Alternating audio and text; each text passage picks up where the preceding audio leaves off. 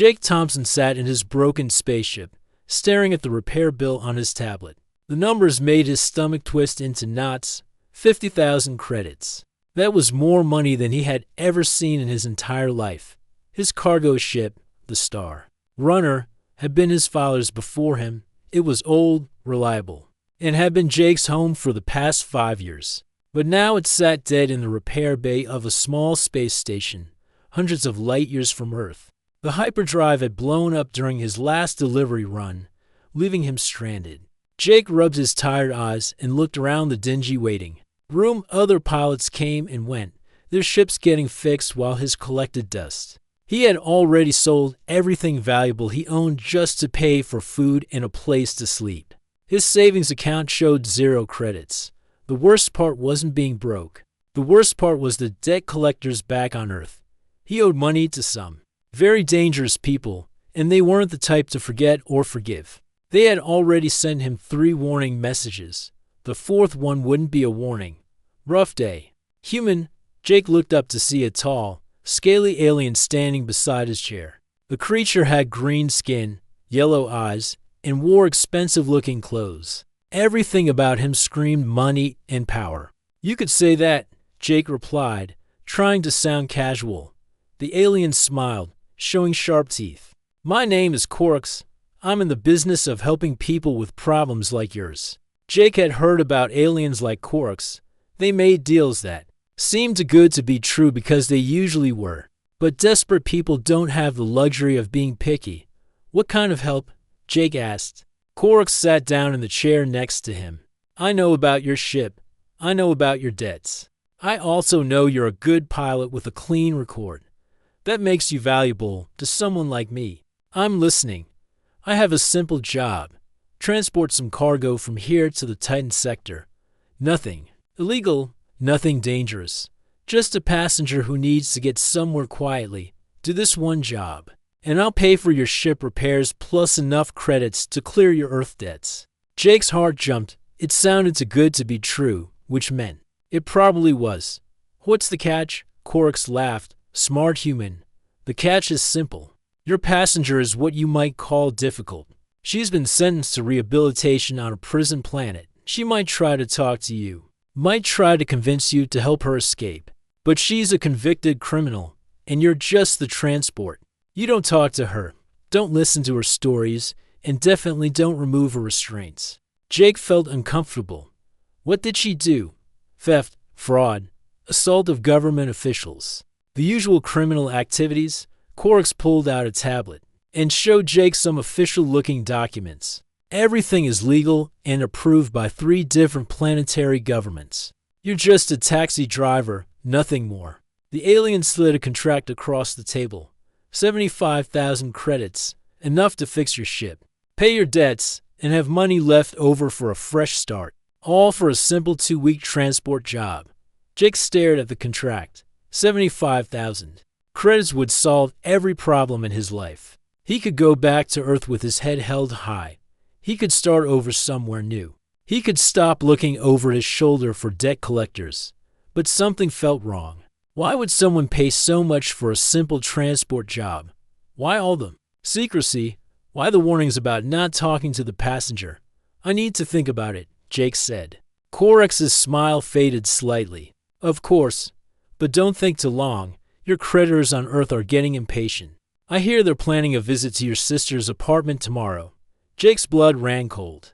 Amy lived in a small apartment in New Tokyo with her 2 young kids. She had nothing to do with his debts, but dangerous people didn't care about that. You're threatening my family? I'm not threatening anyone. I'm just sharing information. The galaxy can be a dangerous place, especially for people who owe the wrong kind of money. Korak stood up. I'm offering you a solution. Take it or leave. Jake's hand shook as he held the contract. Every instinct told him this was a mistake. But the alternative was letting his sister and her children get hurt because of his failures. He signed the contract. 2 hours later, Jake stood in the cargo bay of his newly repaired ship. The Star Runner hummed with life again, its engines purring like a satisfied cat. Koraks had kept his word about the repairs. Bring her in, Koraks called to his assistants. They wheeled in a transport pod. Through the clear aluminum window, Jake saw the passenger. She was young, maybe 25, with pale blue skin and silver hair that seemed to glow under the lights. Strange markings decorated her forehead and cheeks, like elegant tattoos. But what struck Jake the most was her eyes. They weren't the eyes of a criminal. They were sad, intelligent, and somehow noble. She looked like someone who had lost everything but still refused to give up hope. Her name is Subject 7749, Orcs said, connecting the pod to the ship's power systems. The restraints will keep her calm during the journey. The pod has its own life support, so you don't need to worry about her needs. Jake watched as the woman's eyes met his through the window. For just a moment, he saw something that made his chest tighten. Fear. Not the fear of a criminal facing justice, but the fear of someone who knew they were innocent but couldn't prove it. Remember, Orcs said, placing a heavy hand on Jake's shoulder. Don't talk to her. Don't listen to her. She's very good at lying. Very good at making people feel sorry for her. That's how she got in trouble in the first place. Jake nodded, but couldn't look away from the woman's eyes. Something about this whole situation felt completely wrong. The delivery point is already programmed into your navigation system, Orcs continued. 2 weeks travel time. My associates will meet you there and take custody of the prisoner. Then you're free to go anywhere you want with your credits. As Orcs and his people left the ship, Jake stood alone in the cargo bay with his passenger. The woman watched him through the pod window, her lips moving silently. She seemed to be trying to tell him something, but the pod blocked all sound. Jake turned away and headed to the bridge. He had made his choice. He couldn't afford to have second thoughts now. His sister's safety depended on completing this job. But as the Star Runner pulled away from the space station and jumped to hyperspace, Jake couldn't shake the feeling that he had just made the biggest mistake of his life. The woman's eyes haunted him, and a small voice in his head kept asking the same question over and over again. What if she's innocent? The star streaked past his windows as the ship raced toward its destination. Jake tried to focus on the controls, on the navigation readings, on anything except the transport pod in his cargo bay. But every few minutes, he found himself thinking about those sad, intelligent eyes and the way the woman had tried to speak. To him, he had 2 weeks to deliver his cargo and collect his payment. 2 weeks to ignore whatever story the woman might try to tell him. 2 weeks to convince himself that he was doing the right thing. But deep down, Jake already knew that this journey was going to change his life forever. He just didn't know if it would be for better or for worse. 3 days into the journey, Jake couldn't sleep every time he closed his eyes. He saw the woman in the transport pod. Her sad, intelligent gaze haunted his dreams. He told himself it was just guilt, that he'd get over it once the job was done. But the feeling kept getting stronger. The ship's computer chimed softly. Daily system check required, Captain Thompson. Jake groaned and rolled out of his bunk. The daily checks were routine, but they took him through every part of the ship, including the cargo bay.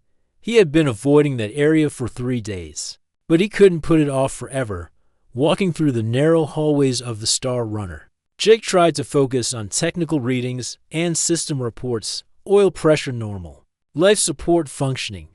Navigation on course. Everything looked perfect. Then he entered the cargo bay. The woman was awake, sitting calmly in her transport pod.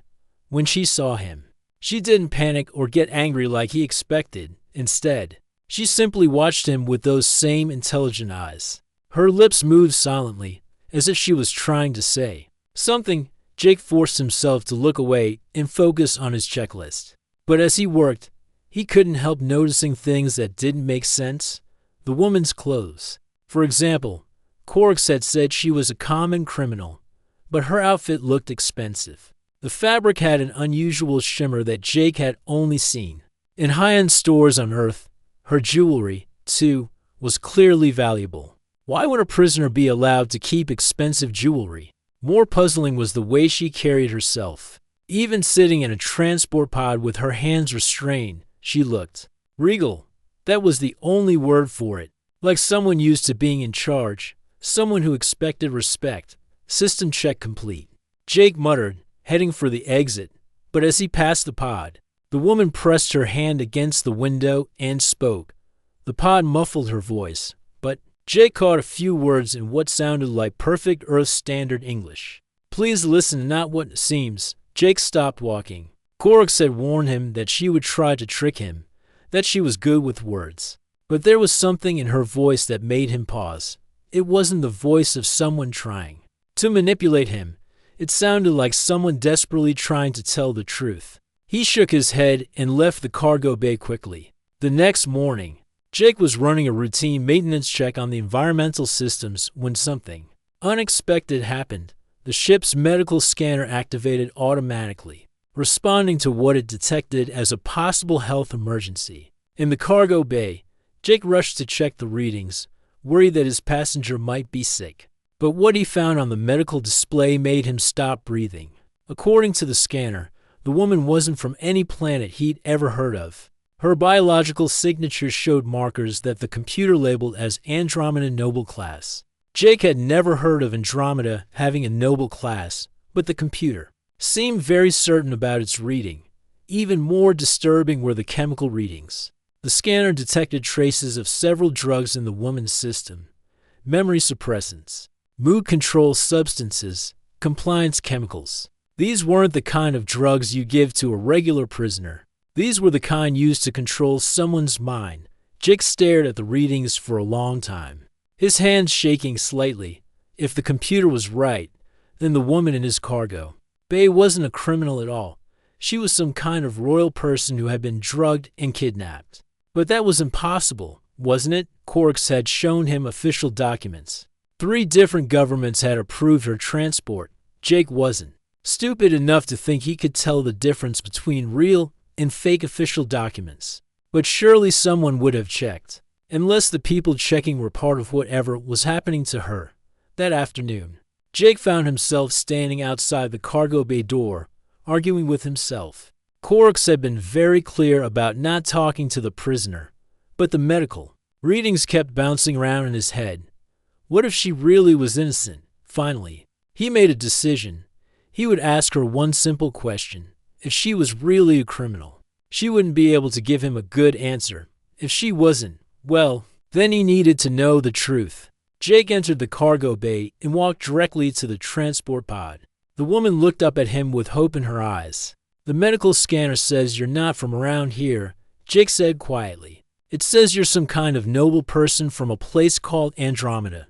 Is that true?" For a moment, the woman just stared at him. Then tears began streaming down her face, not angry tears or manipulative tears, but tears of relief, like someone who had been waiting days for someone to finally ask the right question. She nodded slowly, then spoke in a voice so soft Jake had to lean closer to hear her. "My name is Zara Lightbringer. I am the 3rd princess of the Andromedan crown. I was on a diplomatic mission when my own advisors betrayed me. They drugged me and sold me to that creature you call Orcs." Jake felt like the floor had dropped out from under him. That's impossible. "The documents said you were a criminal." "The documents are fake," Zara said, her voice getting stronger. "My cousin wants me gone so he can inherit my father's throne. He arranged everything. The fake charges, the fake trial, even the fake transport orders." She paused, wiping tears from her eyes. "I don't remember everything. The drugs they gave me messed with my memory. But I remember enough to know that I'm not supposed to be here. I'm supposed to be home, helping my people." Jake ran his hands through his hair, trying to process what he was hearing. But why would someone pay so much just to transport you somewhere? If they wanted to get rid of you, why not just— He couldn't finish the sentence. But Zara understood. "Because my family controls the Stellarite mines," she said. "It's the most valuable substance in the galaxy. It powers faster than light travel. Without it, space commerce stops. If they just killed me, there would be investigations. But if I disappear as a convicted criminal being transported to a prison planet, no one would look for you." Jake finished. Zara nodded. "My cousin gets my inheritance. And Korex's people get exclusive mining rights. Everyone wins except my family and the billions of people who depend on affordable space travel." Jake backed away from the pod, his mind racing. If what Zara was saying was true, then he wasn't just transporting a prisoner. He was helping to kidnap royalty and destroy an entire galactic economy. But what if she was lying? What if this was exactly the kind of story Orcs had warned him about? Jake wasn't smart enough to know the difference between a really good lie and the truth. I know you don't believe me, Zara said softly. I know how this must sound. But check your ship's computer. Look up the Andromedan royal family. Look up Stellarite mining rights. Look up Princess Zara Lightbringer. Jake stared at her for another moment, then turned and walked quickly to the bridge. His fingers flew over the keyboard as he accessed the Galactic Information Network. It took a few minutes to connect through the ship's long-range communication system. But finally the search results appeared. Princess Zara Lightbringer of Andromeda, third in line to the throne. Advocate for fair trade policies. Last seen 3 weeks ago on a diplomatic mission to the outer colonies. Status: missing. Reward for information: 10 million credits. 10 million credits. Jake's knees went weak. He was transporting someone worth more money than he could imagine in his entire lifetime. More search results appeared. The Andromedan government had imposed trade sanctions on 17 different star systems, demanding information about their missing princess. 3 different alien governments had declared states of emergency. Because of disrupted Stellarite supplies, Jake was carrying the most wanted person in the galaxy, and he was supposed to deliver her to people who planned to make her disappear forever. He sat in his pilot's chair for a long time, staring out at the stars.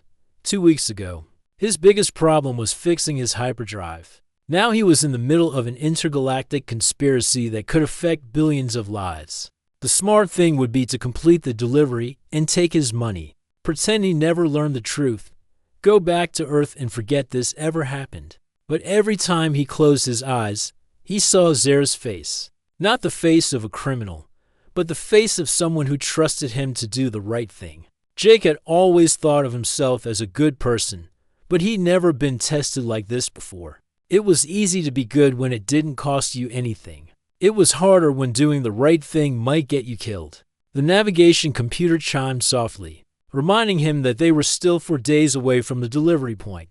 4 days to decide whether he was going to save a princess or destroy his own life trying. Jake couldn't eat breakfast the next morning.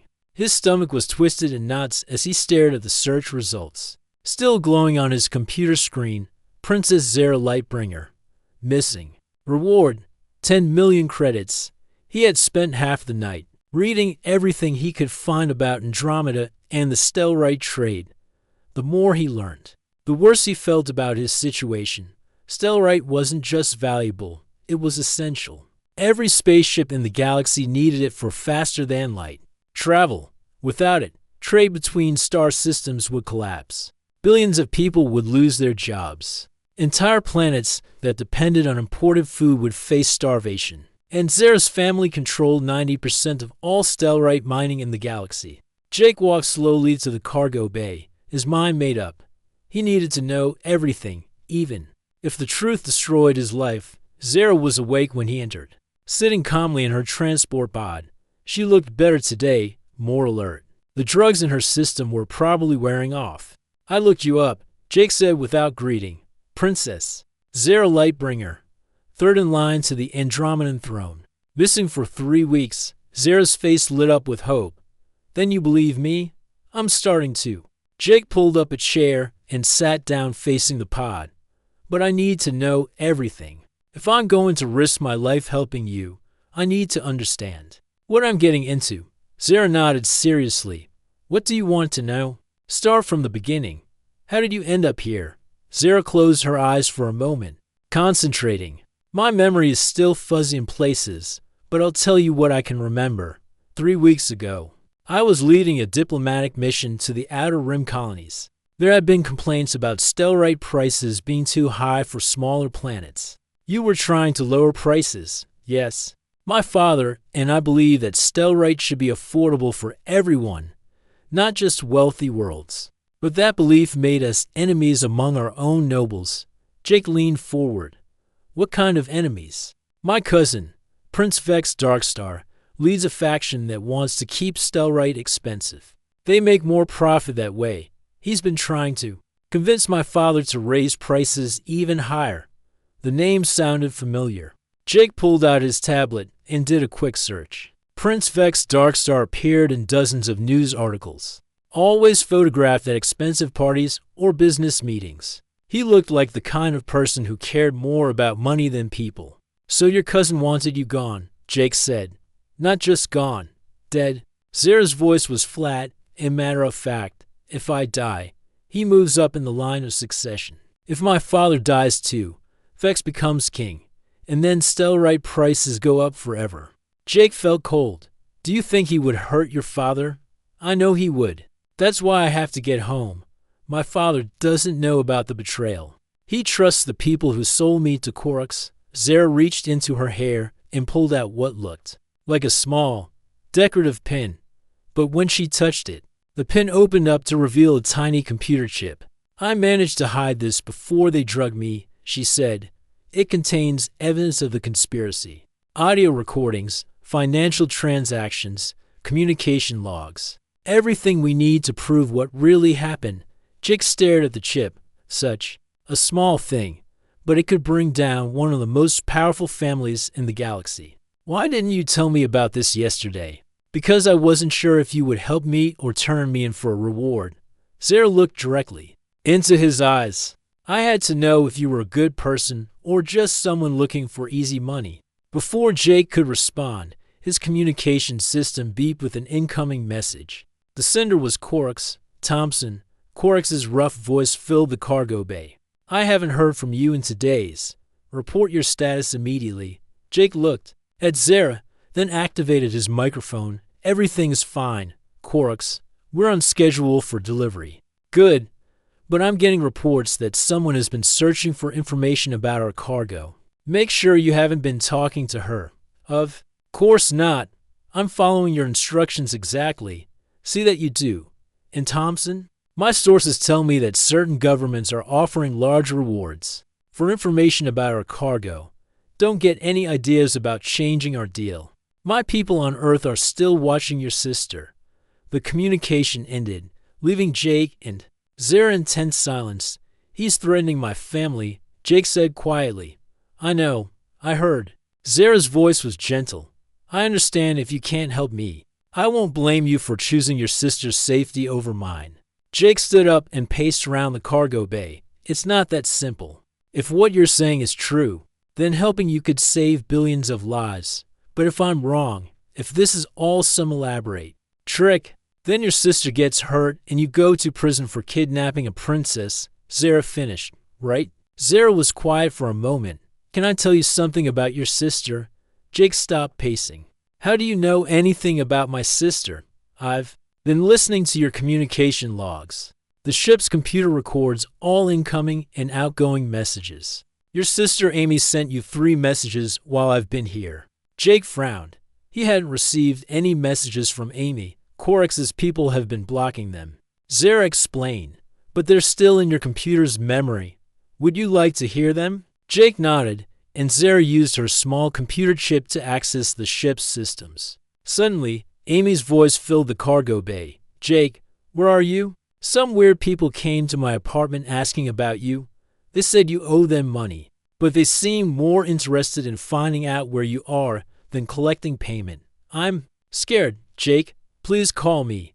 The second message was worse. Jake, those people came back. They have pictures of you at some space station. They know where you are, but they're not trying to find you. It's like they're just keeping track of you. Please be careful. Something isn't right about this. The third message made Jake's blood run cold. Jake, I did some research on the company those people claim to work for.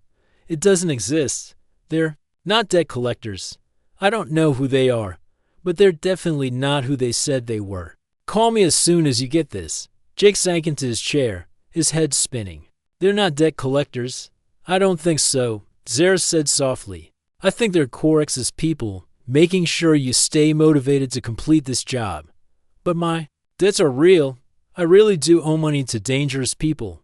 I believe you. But I think Orcs found out about your debts and used them to manipulate you. He needed someone desperate enough to take this job without asking too many questions. Jake felt sick. Everything he thought he knew about his situation was wrong.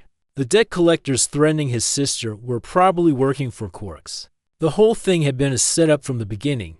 There's something else, Zara said. I managed to access some of Orcs's communications while the drugs were wearing off. He's not planning to let you go after this delivery. What do you mean? You know too much? You've seen me. You know about the transport. You can identify his associates. After you deliver me, they're going to make sure you can't tell anyone about what happened. Jake stared at her. They're going to kill me? I'm sorry, Jake. But yes, I think they are. The cargo bay felt very small suddenly. Jake was trapped on a ship in the middle of space, carrying a kidnapped princess to people who planned to murder both of them when the job was done. So what do we do? He asked. Zara smiled for the first time since he'd known her. We fight back. But first, we need to get me out of this pod. Jake looked at the transport pod's locking mechanism. It was designed to be open only with a special key that Orcs had kept, but Jake was good with mechanical systems, and he had a full set of tools in his workshop. If I let you out, there's no going back, he said. We'll both be wanted criminals. We already are, Zara pointed out. The only difference is whether we're going to be live criminals or dead ones. Jake made his decision. He went to get his tools. 20 minutes later, Zara stepped out of the transport pod for the first time in a week. She was taller than Jake had expected, and despite her ordeal, she carried herself with unmistakable royal dignity. Thank you, she said, stretching her arms above her head. I wasn't sure if I would ever get out of that thing. Don't thank me yet, Jake replied. We're still 3 days away from the delivery point, and we have no idea what we're flying into. Zara pulled out her computer chip again. Actually, we do. I've been monitoring Orcs's communications. I know exactly where we're supposed to meet his people, and how many ships they'll have waiting for us. She connected the chip to Jake's computer system, and detailed star charts appeared on the screen. This is our delivery point, she said, pointing to a small asteroid field. Orcs has 3 ships waiting there, plus a prison transport that's supposed to take me to a fake rehabilitation facility. Jake studied the charts. 3 ships against 1. Those aren't good odds. They would be impossible odds if we tried to fight, but we're not going to fight them. Zara smiled mysteriously. We're going to outsmart them. How? By doing something they'll never expect. Zara's finger traced a different route on the star chart. We're going to take me home. Jake stared at the star charts on his computer screen, his hands sweating as he gripped the ship's controls. In 6 hours, they would reach the delivery point where Orcs's people were waiting. In 6 hours, he had to make the most important decision of his life. Are you sure about this plan? He asked Zara for the 10th time. Zara sat in the co-pilot's chair, looking more like a princess every hour as the drugs left her system. Her silver hair seemed to glow under the bridge lights, and her blue skin had regained its natural luminescence. I'm sure, she said calmly, but I understand if you're having second thoughts. It's not too late to change course for the delivery point. Jake shook his head. That's not an option anymore, even if I wanted to deliver you. Orcs plans to kill me afterward. You saved my life by telling me that. Then we stick to the plan. The plan was crazy, but it was their only chance. Instead of going to the delivery point, they would head for Omega Station, a neutral trading post 3 days away. Omega Station was independent territory, not controlled by any government. If they could get there, Zara could contact her family and Jake might have a chance to survive. But first, they had to get past Orcs's ships. Incoming transmission, the computer announced. Jake's stomach dropped. It was too early for their scheduled check-in with Orcs. This couldn't be good news. Orcs's face appeared on the main screen, his yellow eyes narrowed with suspicion. Thompson, I've been tracking your ship's position. You're not following the planned route. Jake tried to keep his voice steady. I had to make a course correction. Solar storms in the Vega system. Nothing to worry about. Solar storms? Orcs's voice was dangerous. My instruments show clear space in the entire sector. Maybe your instruments are wrong, Jake said, immediately regretting it. Corax's expression turned deadly. My instruments are never wrong, human, and neither am I. You've been talking to the prisoner, haven't you? Jake felt Zara tense beside him, but she stayed quiet. I don't know what you mean. Don't lie to me, Thompson. I have sources everywhere. Someone has been searching for information about Andromedan royalty from your ship's computer. Someone activated your medical scanner. Someone has been very curious about things that don't concern them. Jake's mind raced. How could Orcs know about their computer searches? Unless you've been monitoring my ship, Jake said. Orcs smiled coldly. Of course I have. Did you think I would trust a desperate human with such valuable cargo without keeping watch? I know everything you've done for the past week. Then you know I haven't done anything wrong. I know you've been compromised. The prisoner has convinced you to help her, just like I warned she would. But it doesn't matter now. Orcs leaned closer to the camera. My people are already on their way to intercept you. 3 ships, fully armed. You have 2 choices, Thompson. Surrender the prisoner and die quickly, or resist and die slowly. The transmission ended, leaving Jake and Zara staring at the blank screen. Well, Zara said quietly, at least we know where we stand. Jake was already working at the navigation console, his fingers flying over the controls. How long until his ships reach us? Zara checked the sensor readings. 2 hours, maybe less. They're coming from 3 different directions. Can we outrun them? Not in a straight race. But the Star Runner is smaller and more maneuverable than military ships. If we can reach the asteroid belt near Omega Station, we might be able to lose them. Jake plotted a new course, pushing his engines to maximum speed. The Star Runner groaned under the strain, but she held together. His father had built this ship to last. There's something else, Zara said, monitoring the communications channels. Orcs is broadcasting a bounty notice to every pirate and mercenary in the sector. 50,000 credits for our capture. 50,000, that's more than he was. Pay me for the whole job. He really wants me back. Jake glanced at the princess. This is insane. We're running from military ships, pirates, and bounty hunters, all to get you to a trading station where you might be able to call for help. Do you want to turn back? Jake thought about it for exactly 1 second. No. But I want you to know that if we die out here, it's going to be really embarrassing. Cargo pilot dies trying to rescue Space Princess isn't how I plan to be remembered. Zara laughed, and Jake realized it was the first time he'd heard her laugh. It was a nice sound. If we die, she said, I'll make sure they remember you as a hero. Thanks. That's comforting. The first enemy ship appeared on their sensors 30 minutes later. It was big, ugly, and definitely armed. Pirate vessel, Zara identified. They're hailing us. Ignore them. Maybe they'll go away. They didn't go away. Instead, they started shooting. Jake threw the Star Runner into a spinning dive, barely avoiding the first blast of laser fire. The second blast scorched their hull, making the lights flicker. This ship wasn't built for combat, Jake muttered, pulling up sharply to avoid another attack. Then we'd better not fight, Zara said. She was surprisingly calm for someone being shot at. There, head for that asteroid cluster. Jake saw what she meant. A group of large asteroids floated nearby, spinning slowly through space. If he could get the Star Runner in among them, the bigger pirate ship would have trouble following. He dove toward the asteroids, the pirate ship close behind. Laser blasts lit up the space around them. But Jake's smaller ship was harder to hit. He threaded the needle between two massive rocks, scraping paint off his hull but staying in one piece. The pirate ship tried to follow and immediately regretted it. The big vessel clipped an asteroid and went spinning out of control. 1 down, Jake said. 2 to go, Zara replied, pointing at the sensor display. 2 more ships were approaching fast. These looked like military vessels, probably Corax's people. They were bigger, faster, and much better armed than the pirate ship.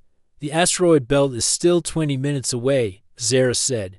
We'll never make it. Jake stared at the approaching ships, thinking hard. The Star Runner couldn't outrun them or outfight them, but maybe she could outsmart them. Hold on, he told Zara. I'm going to try something stupid. He turned the ship directly toward the two enemy vessels, accelerating to maximum speed. Jake, what are you doing? Playing chicken. These military types are used to fighting people who run away from them. They won't expect someone to fly straight at them. The enemy ships opened fire, but they were shooting at a moving target coming right at them. Their shots went wide as Jake jinked left and right, closing the distance fast. At the last possible second, Jake rolled the Star Runner sideways and shot between the two enemy ships. They were so close he could see the surprised faces of the enemy crews through their windows. The enemy ships tried to turn and follow, but they were going too fast. They shot past Jake's position and had to loop around to pursue him again. That bought us maybe 5 minutes, Jake said. It's enough. Look, ahead of them, the Omega Station asteroid belt stretched across space like a vast rocky maze. Thousands of asteroids, from tiny pebbles to mountains the size of cities, drifted in a complex dance around the trading station. Jake had never been so happy to see a bunch of floating rocks in his life. He pushed the Star Runner into the belt, weaving between asteroids as enemy laser fire lit up the space behind them. The military ships followed, but they had to slow down to avoid collisions. For the next hour, Jake played the most dangerous game of hide-and-seek in his life. He used the asteroids for cover, ducking behind the big ones and darting between the smaller ones. The enemy ships were faster, but they couldn't maneuver as well in the tight spaces. Finally, Jake saw what he was looking for. Omega Station appeared. Ahead of them, a massive space station built inside a hollowed-out asteroid. Docking bays and communication arrays stuck out from the rocky surface like metal flowers. Almost there, Jake said. That's when everything went wrong. A new ship appeared on their sensors, coming from the direction of Omega Station. This one was different from the others. Bigger, more advanced, and it was broadcasting Andromedan royal codes. That's a royal cruiser, Zara said, her voice filled with excitement. My brother found me. But Jake noticed something that made his blood run cold. The royal cruiser wasn't alone. 6 more ships were with it, all broadcasting the same codes. Zara, he said slowly, how many brothers do you have? Just one. Why? Because there are 7 ships out there, all claiming to be royal vessels. Zara went pale. That means some of them are fake. Some of them are working for my cousin. Jake looked at the sensor display showing enemy ships behind them and unknown ships ahead of them. The Star Runner was trapped in the middle with nowhere to run. So, he said, any ideas about how to tell the good guys from the bad guys? Zara stared at the approaching ships, her face grim. We're about to find out if my brother is still alive. Station, behind them, Orcs' military vessels were still trying to navigate through the asteroid field. The Star Runner was caught between 2 unknown forces, and Jake had no idea which side wanted to help them. Can you tell which ship is really your brother's? Jake asked. Zara was working frantically with her small computer chip, trying to hack into the approaching ship's communication systems. I'm trying to access their identification codes, but they all look authentic. How is that possible? My cousin has access to royal codes. He could have given them to his allies. Zara's face was tense with concentration. Wait, I'm getting something. A voice crackled over the communication system. It was speaking in a language Jake didn't understand. But Zara's face lit up with joy. That's him, she said. That's my brother Ryan. He's speaking in our childhood language, using words only we would know. Jake felt a wave of relief wash over him. So we're saved? Not yet. Ryan's ship is the lead vessel, but the other 6 ships could still be enemies. And Orcs' people are getting closer. As if to prove her point, laser fire erupted from the asteroid belt behind them. Orcs' ships have finally caught up and were taking shots at the Star Runner again. This is Prince Ryan Lightbringer of Andromeda, a strong voice said over the communication system. Now speaking in English, Star Runner, please identify yourselves and prepare for escort to safety. Jake grabbed the microphone. This is Captain Jake Thompson of the cargo vessel Star Runner. I have Princess Zara aboard, and we're being pursued by hostile forces. Jake Thompson, Ryan's voice became warmer. My sister has told me about you. Thank you for protecting her. Please follow my ship to the station. My fleet will handle the pursuers. What happened next was like watching a space battle from the movies. Ryan's royal cruiser and his escort ships moved with perfect coordination, surrounding the Star Runner protectively while engaging Orcs' forces. The fake royal ships revealed themselves immediately by opening fire on Ryan's vessels. Jake watched in amazement as sleek Andromedan fighters danced between the asteroids, their advanced weapons making short work of both Orcs' military ships and the imposter vessels. Within 20 minutes, the battle was over. The enemy ships that hadn't been destroyed were fleeing back toward deep space. Star Runner. Prince Ryan's voice came over the radio. You are cleared to dock at Omega Station. Medical teams are standing by. An hour later, Jake found himself in the most luxurious medical bay he had ever seen. Andromedan technology had healed the minor injuries he'd sustained during the chase, and he felt better than he had in years. Zara looked like a completely different person. The medical treatment had removed all traces of the drugs from her system, and she was wearing royal robes that her brother had brought. She looked every inch the princess she truly was. How are you feeling? She asked, sitting in the chair next to his medical bed. Like I just lived through the craziest week of my life, Jake replied. Your brother seems nice. By the way, he's been worried sick. The whole family has. They've been searching for me for 3 weeks. Prince Ryan entered the medical bay, followed by several official-looking aliens. He was tall like his sister, with the same pale blue skin and silver hair, but his eyes were harder, more serious. Captain Thompson, he said formally, I want to thank you personally for protecting my sister, but I'm afraid we have some legal matters to discuss. Jake's stomach dropped. Legal matters? Technically, you did agree to transport a kidnapped princess across international space.